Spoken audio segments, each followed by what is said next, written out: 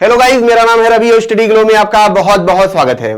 दोस्तों, plastic recycling के बारे में आपने सुना होगा कि जो प्लास्टिक खराब हो जाता है, आपने देखा होगा कि उसे हम बेच देते हैं या जो कबाड़ी आते हैं उन्हें हम दे देते हैं। वो क्या करते हैं, वो जाते हैं जो रिसाइकलर होते हैं आपके शहर में, उनको वो बेचते हैं और उसके बाद वो क्या करते हैं, उसके बाद वो उसको रिसाइकिल करते हैं और अच्छा खासा पैसा कमाते हैं और जो वेस्ट होता है उसका एक तरीके से यूज हो जाता है। लेकिन एक चीज आपने नोटिस किया होगा कि जो कबाड़ी होते हैं वो आपसे हर प्रकार के प्लास्टिक नहीं लेते हैं। वो कहते हैं नहीं, ये वाला हमको नहीं चाहिए, हमको सिर्फ इस टाइप का ही प्लास्टिक चाहिए। तो ऐसा क्यों होता है? ऐसा इसलिए होता है क्योंकि हर प्लास्टिक को रिसाइकल नहीं किया जा सकता है। हमें आपको लगता है कि प्लास्टिक रिसाइकलिंग आम बात होगी, पर ऐसा नहीं है। हर प्लास्टिक को रिसाइकल नहीं किया जा सकता है। यहां तक कि जो आप प्लास्टिक देते भी हैं वो भी पूरी तरीके से रिसाइकल नहीं होता है, उनकी कुछ मात्रा ही रिसाइकल होती है। लेकिन अब साइंटिस्टों ने पहली बार ऐसे रिसर्च किए हैं या ऐसे प्लास्टिक बनाए हैं जो कि किसी प्लास्टिक में मिलाने से, अगर हमने प्लास्टिक लिया है और एक ऐसी प्लास्टिक है कि जो रिसाइकल नहीं हो सकती है और इस प्लास्टिक को जो साइंटिस्टों ने बनाया है उसमें जब मिला देंगे तब क्या होगा कि अनरिसाइकल प्लास्टिक भी रिसाइकल होने लगेगी। यानी कि हम प्लास्टिक को बार बार लाइफ टाइम उन्हें हम रिसाइकल कर सकते हैं। आप जरा सोचिए कि जो यहां से प्लास्टिक जाता है वो बार बार रिसाइकल नहीं हो सकता है, एक दो बार होगा उसके बाद रिसाइकल नहीं हो सकता है। खास करके जैसे हमें कुछ ऐसे प्लास्टिक्स होते हैं, जैसे आपने देखा होगा घर के अंदर जो वो कबाड़ी नहीं लेते हैं, जैसा कि मैंने बताया, वो इसी वजह से नहीं लेते हैं क्योंकि वो रिसाइकल हो चुके हैं, अब उन्हें रिसाइकल नहीं किया जा सकता है। पर यहां पे अगर आप देखेंगे, हेडलाइन देखेंगे आप, जो द हिंदू में था, IIT Madras, Columbia and Colorado, ठीक है, यूनिवर्सिटी के जो साइंटिस्ट थे, मतलब 3 साइंटिस्ट थे, 3 देशों के साइंटिस्ट थे, उन्होंने मिलकर क्या किया है, ऐसा प्लास्टिक बनाया है। ठीक है, प्लास्टिक टेक्निक का मतलब एक ऐसा प्लास्टिक बनाया है कि जो हम दूसरे प्लास्टिक में मिलाएंगे, थोड़ा सा मिक्स करेंगे तो ऑलवेज लाइफ टाइम के लिए वो क्या होगा, रिसाइकलिंग प्रोसेस में चला जाएगा, उन्हें बार बार हम रिसाइकल कर सकते हैं। तो दोस्तों आज हम ये समझेंगे, ठीक है, और ये जानेंगे इन्होंने कैसे इस पे काम किया, क्या इन्होंने देखा जिसकी वजह से ये खोज पाए, और साथ ही साथ हम ये भी समझेंगे कि अभी तक कौन कौन से ऐसे प्रोसेस है जिससे हम जो प्लास्टिक उनको रिसाइकल कर सकते हैं, और ये भी जानेंगे कि कितने परसेंटेज में हम इनको रिसाइकल कर सकते हैं। और हम ये भी समझेंगे आखिर प्रॉब्लम क्या होती है जिसकी वजह से एक टाइम के बाद जो प्लास्टिक होता है रिसाइकल होना बंद हो जाता, मतलब रिसाइकल होना बंद हो जाता है। इसको भी हम यहां पे समझेंगे। लेकिन दोस्तों उससे पहले मैं आपको यह बता दूं कि हमारा फ्लो का कोर्स है, इसे आप जरूर अवेल करें। दोस्तों आप 2-3 साल मेहनत करते हैं एग्जाम में, बिजनेस में, किसी भी चीज में, आपने एक चीज देखा होगा कि आपको काम के हिसाब से वो आउटपुट नहीं मिलता है। लेकिन वहीं पे कुछ लोग ऐसे हैं जो कम काम करते हैं लेकिन उसके बावजूद भी उन्हें आउटपुट ज्यादा मिलता है। तो इसके पीछे जो राज है दोस्तों वो है फ्लो। वैज्ञानिकों ने लगातार 100 साल तक रिसर्च किया, तब जाके उन्हें पता चला कि जो टॉप परफॉर्मर होते हैं वो फ्लो की स्टेट में काम करते हैं, और इसी फ्लो की स्टेट को वैज्ञानिकों ने हैक किया ताकि आम इंसान के अंदर वो पैदा किया जा सके, और इसी थेरेपी को हम इंडिया में लाए हैं। जब आप फ्लो 25 कोड आप यूज करेंगे तो ये महज 299 में आपको मिलेगा। अब दोस्तों सबसे पहले हम समझ लेते हैं प्लास्टिक के बारे में, ठीक है, टाइप्स ऑफ प्लास्टिक आप समझेंगे तब आपको समझ में आएगा कि क्या प्रॉब्लम थी जो अभी तक हम सॉल्व नहीं कर पा रहे थे। देखिए यहां पे अगर आप देखेंगे कि बहुत सारे ऐसे प्लास्टिक्स हैं, आप देखेंगे यहां पे, ठीक है, जो आप घर में प्लास्टिक लाते हैं, जैसे बॉटल्स हुए, ठीक है, ऐसे बहुत सारे प्लास्टिक के चेयर हुआ, मतलब कई तरह के प्लास्टिक होते हैं, थैला हुआ, तो बहुत टाइप के प्लास्टिक होते हैं। तो कुछ प्लास्टिक दोस्तों ऐसे होते हैं जिनके केमिकल, ठीक है, अरेंजमेंट जो होता है वो काफी हल्के होते हैं, मतलब उनके जो केमिकल स्ट्रक्चर होते हैं काफी इजी होते हैं, ठीक है। तो इनको क्या होता है, रिसाइकल करना आसान होता है। मैं आम भाषा में अगर आपको समझाऊं कि अभी क्या होता है दोस्तों, जैसे जो प्लास्टिक है, अभी आपने देखा होगा कि कुछ काफी न्यूज भी सुना होगा कि प्लास्टिक को क्या किया जाता है, एक तरीके से पेट्रोल में बदल दिया जाता है, डीजल में बदल दिया जाता है, या कि हम ये कहें एक तरीके से ऑयल में बदल दिया जाता है, ठीक है। ये क्यों बदला जाता है? क्योंकि इनका जो कार्बन स्ट्रक्चर होता है, ठीक है, वो काफी सिमिलर होता है जो पेट्रोलियम होते हैं, डीजल होते हैं। तब क्या होता है कि इन्हें थोड़ा सा हीट दिया जाता है, इनके स्ट्रक्चर को तोड़ा जाता है, क्योंकि इनके स्ट्रक्चर को तोड़ना आसान है। तब क्या होगा, ये कन्वर्ट हो जाते हैं फ्यूल में। अब आपको बात समझ में आई? तो इनका स्ट्रक्चर जो है वो क्या है, काफी आसान है, तो उनको तोड़ना आसान था, तो हमने क्या किया, उनको रिसाइकिल कर लिया। यही चीज आम जो और प्लास्टिक्स होते हैं उनके साथ भी यही होता है। हम क्या करते हैं, उन प्लास्टिक्स को लेके जाते हैं, उनके जो केमिकल स्ट्रक्चर है काफी इजी है, मतलब काफी फुलफुले हैं, तो उनको हम क्या करेंगे, थोड़ी सी हीट देके, थोड़ा सा प्रेशर देके उनको हम चेंज कर सकते हैं। अभी हाल में ही आपने सुना होगा कि जैसे ईटा, आपने देखा होगा जो ईंटें बनाए जाते हैं वो प्लास्टिक से बनाए जाते हैं।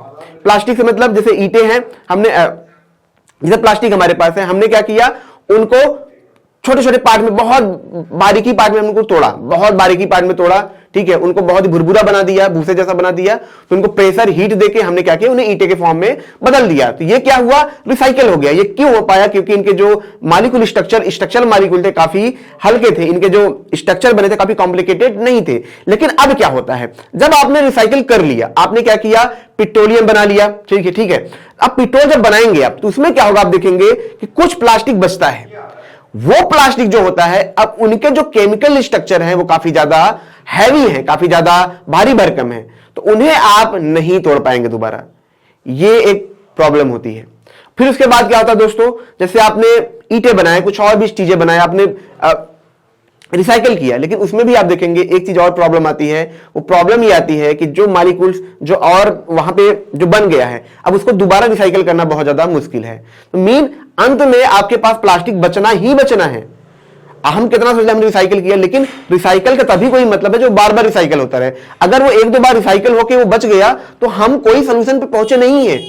यही एक प्रॉब्लम थी यहां पे, तो जिससे वैज्ञानिकों ने देखा और फिर ऐसे मॉलिक्यूलर स्ट्रक्चर पे काम किया जिसकी वजह से क्या हो कि हम किसी ऐसे प्लास्टिक मिला दें और वो प्लास्टिक जब मिक्स होने के बाद वो भी क्या हो, उसके जो मॉलिक्यूल हैं वो काफी ढीले हो जाएं, काफी थुतले हो जाएं, ताकि उनको रिसाइकिल कर सके। तो यहां पे हम ऐसा नहीं कह सकते कि प्लास्टिक का रीयूज नहीं है, लेकिन उतने बड़ी मात्रा में नहीं है।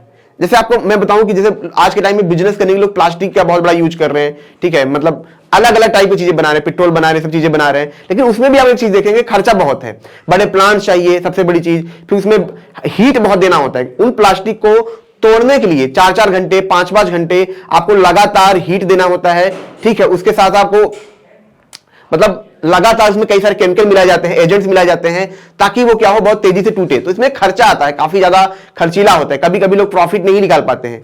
तो यहां भी ये भी प्रॉब्लम होती है कि आपने उतना 10 रुपए लगाया, लेकिन रिसाइकल होने में से 12 रुपए लग गए, तो कौन ये रिस्क लेगा, कौन अपना लॉस करेगा? कोई भी अपना लॉस नहीं करना चाहता है। तो यहां भी एक प्रॉब्लम और थी कि इन प्लास्टिक्स को ऐसा बनाया जाए, या इन जो टेक्निक्स है इन्हें ऐसा बनाया जाए ये सस्ते हो। अगर ये महंगे हैं तो ये अपना लॉस नहीं करेगा, लोग सोचेंगे या तो इन्हें कहीं भेज दे, किसी दूसरे देश में भेज दे। अभी आपने कुछ दिन पहले, काफी टाइम पहले ये समझ में आया कि जो अमीर देश थे, वो जो गरीब देश थे, वहां पे ये लगातार अपने प्लास्टिक कचरे भेज रहे हैं। तो वहां पे क्या हो रहा है, वहां पे जमा होता जा रहा है, क्योंकि अमीर देशों में क्या होता है, मैन पावर ज्यादा होती है, तो वहां पे खर्चा ज्यादा आता है, इसलिए दूसरे देश में भेजते हैं। लेकिन अब प्लास्टिक इतना ज्यादा हो गया है कि अब ये एक तरीके से प्रॉब्लम खड़ी हो रही है। तो ऑल ओवर देखा जाए दोस्तों, तो हम भले ही सारे प्लास्टिक देखते हैं, भले ही हमारे पास रिसाइकलिंग के बहुत सारे प्रोसेस हो, भले ही लोग पैसा कमा रहे हैं, लेकिन उस मात्रा में, उस तादाद में रिसाइकलिंग नहीं हो रहा है। ये एक सबसे बड़ी समस्या थी। अब इन्होंने क्या किया है, इन्होंने दोस्तों ये किया, मैं आपको दिखा दूं यहां पे इन्होंने क्या किया, यहां पे आकर देखेंगे आप, इन्होंने क्या किया, देखिए पॉलीमर क्या होता है मैं आपको बताऊं, ठीक है, आपको आम भाषा में समझाता हूं। जब कोई स्ट्रक्चर क्या होता है, बहुत ही कॉम्प्लिकेटेड होता है, ठीक है, उसके केमिकल स्ट्रक्चर क्या होता है, बहुत ही कई सारे ढेर सारे मॉलिक्यूल्स आइटम्स क्या होते हैं, लार्ज स्केल पे स्ट्रक्चर बना लेते हैं, ठीक है। जैसे H2O है, वाटर मॉलिक्यूल है, तो H2O है, वो एक है, लेकिन अब वो बहुत बड़ी मात्रा में क्या हो, स्ट्रक्चर बनाने बहुत जटिल हो जाए, ठीक है। तो ये बहुत एक बड़ी समस्या थी कि इनके सामने ये थी कि जो प्लास्टिक ऐसे हैं जो काफी पॉलीमरी हो चुके हैं, जिनके अंदर काफी ज्यादा पॉलीमर है, ठीक है, उसको कैसे हम क्या करें, उनको हम तोड़े। तो यहां पे जो पॉलीमर की प्रॉब्लम थी, यहां पे इन्होंने क्या किया है, सॉल्व किया है, उसको इसमें मिक्स करके यहां पे ये कर रहे हैं। डेटा जो दोस्तों आया था, तारक पात्रा जो है, ठीक है, असिस्टेंट प्रोफेसर है IIT मद्रास के, इन्होंने एक चीज बताई थी कि इंडिया में, ठीक है, जो प्लास्टिक की रिसाइकलिंग है वो सिर्फ 13% है, ठीक है, और ऑल ओवर जो ग्लोबल एवरेज है वो कितना है, सिर्फ 9%। अमेरिका में इससे भी कम है।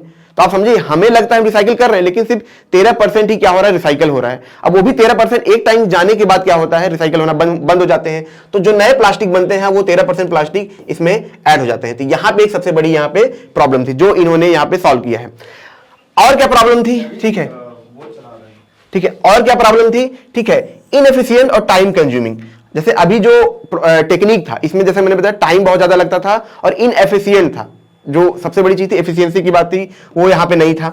लेकिन ये जो बनाया है, ये टाइमिंग भी कम लेता है क्योंकि इसे मिक्स करना है, और एफिशिएंट भी है। लेकिन यहां पे एक जो प्रॉब्लम आने वाली है, जो ये कह सकते हैं कि सस्ता, कॉस्ट इफेक्टिव हो, इनका पूरा जोर होगा, इन्होंने ये तो बना लिया है कि चलो हमने कुछ ऐसा मिक्स किया प्लास्टिक में, अब वो रिसाइकिल होता रहेगा, ठीक है, मतलब हम केमिकल मिलाते रहेंगे उसमें और लगातार वो प्लास्टिक रिसाइकिल होता रहेगा। लेकिन एक जो सबसे बड़ी प्रॉब्लम है जो यहाँ पे जो वैज्ञानिक चर्चा कर रहे हैं कि कॉस्ट इफेक्टिव हो। मान लीजिए कि 10 रुपए की क्या है प्लास्टिक है, ठीक है, और हमने इसमें मिलाया 12 रुपए का केमिकल, तो 22 रुपए का हो गया, तो हमें लॉस है। लेकिन अगर यही चीज क्या हो, 10 रुपए की प्लास्टिक बन सकती है, उसमें 1 रुपए का हमें मिलाना हो केमिकल, ठीक है, जो प्लास्टिक हम मिलाएं, तब इससे क्या हो सकता है कि ये एफिशिएंट हो सकता है, यूजफुल हो सकता है आम जन के लिए, ठीक है। क्योंकि दोस्तों माने न माने प्लास्टिक एक बहुत बड़ी प्रॉब्लम है। अगर रिसाइकिल होती है ठीक है, नहीं होती तो लोग जलाते हैं, और जब ये जलाते हैं तो ये क्या होता है, हमारे इन्वायरमेंट को प्रदूषित करता है।